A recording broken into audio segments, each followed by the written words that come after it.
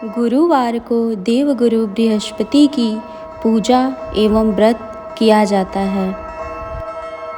देवगुरु बृहस्पति को बुद्धि और शिक्षा का कारक माना जाता है। गुरुवार को बृहस्पति देव की पूजा करने से धन, विद्या, मान, सम्मान, प्रतिष्ठा और कई अन्य मनोवांछित फल की प्राप्ति होती है। गुरुवार को भगवान बृहस्पति की पूजा का विधान है, जिसमें व्रत एवं कथा सुनने से घर में सुख समृद्धि बनी रहती है।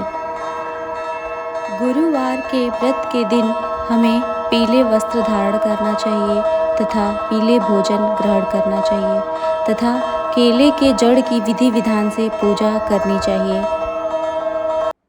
अब हम गुरुवार व्रत कथा को सुनेंगे। कथा के अनुसार प्राचीन काल की बात है।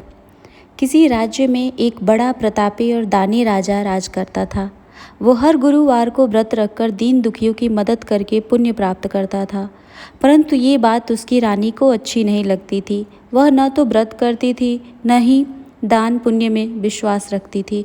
इतना ही नहीं, वह राजा को भी ऐसा करने से मना करती थी। एक समय की बात है, राजा शिकार खेलने के लिए वन गए। घर पर रानी और दासी थी। उसी समय गुरु बृहस्पति देव साधु का रूप धारण कर राजा के दरवाजे पर भिक्षा मांगने आए।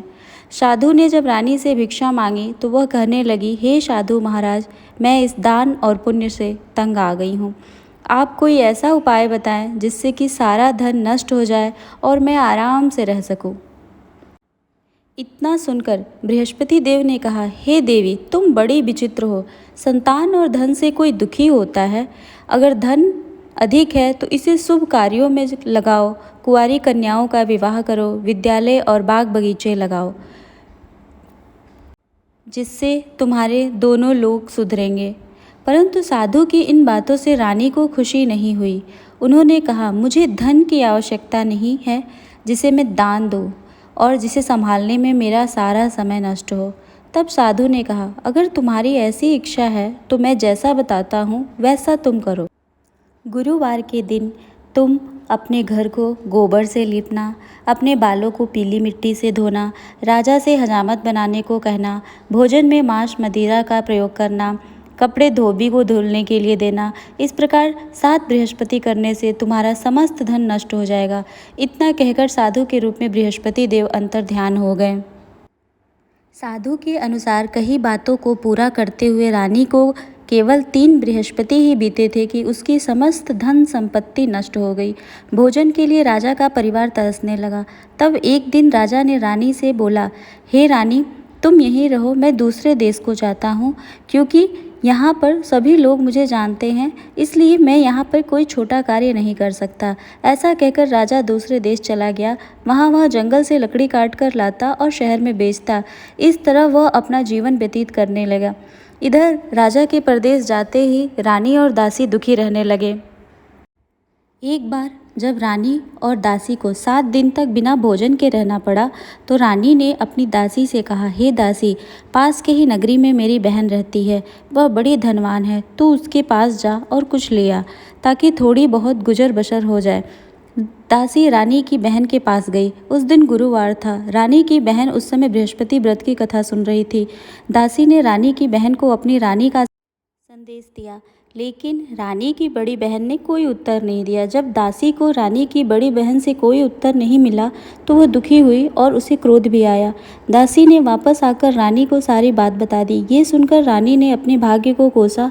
उधर रानी की बहन ने सोचा कि मेरी बहन की दासी आई थी, परंतु मैं उससे नहीं बोली, इससे वह दुखी हुई होगी। कथा सुनकर और पूजा समाप्त करके वह अपनी बहन के घर आई और कहने लगी, हे बहन, मैं बृहस्पतिवार का व्रत कर रही थी। तुम्हारी दासी मेरे घर आई थी, परंतु जब तक कथा होती है तब तक न उठते हैं न बोलते हैं, इसलिए मैं नहीं बोली। बताओ दासी क्यों आई थी? रानी बोली, बहन, तुमसे मैं क्या छुपाऊँ, आज हमारे घर में खाने तक को अनाज नहीं है।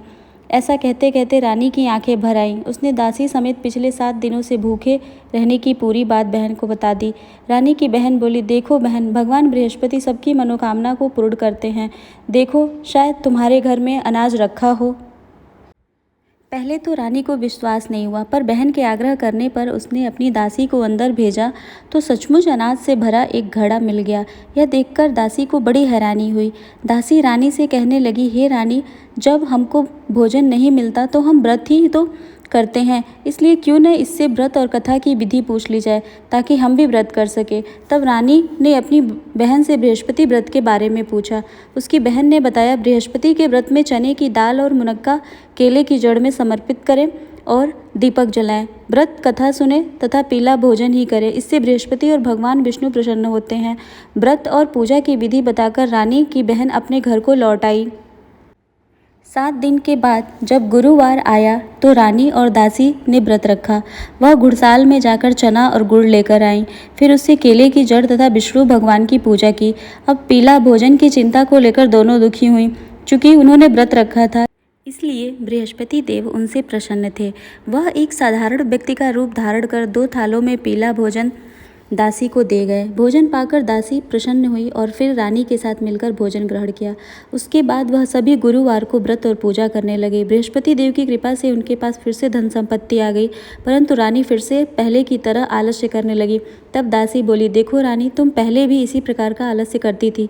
तुम्हें धन रखने में कष्ट होता था, इस कारण सभी धन नष्ट हो गया, और अब जब बृहस्पति देव की कृपा से धन मिला है तो तुम फिर से आलस्य करने लगी हो।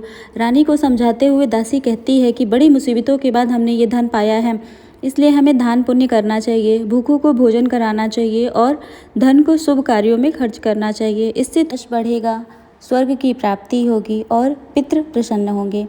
दासी की बात मानकर रानी अपना धन शुभ कार्यों में खर्च करने लगी। इससे पूरे नगर में उसका यश बढ़ने लगा। बृहस्पतिवार व्रत कथा के बाद श्रद्धा के साथ हमें आरती करनी चाहिए।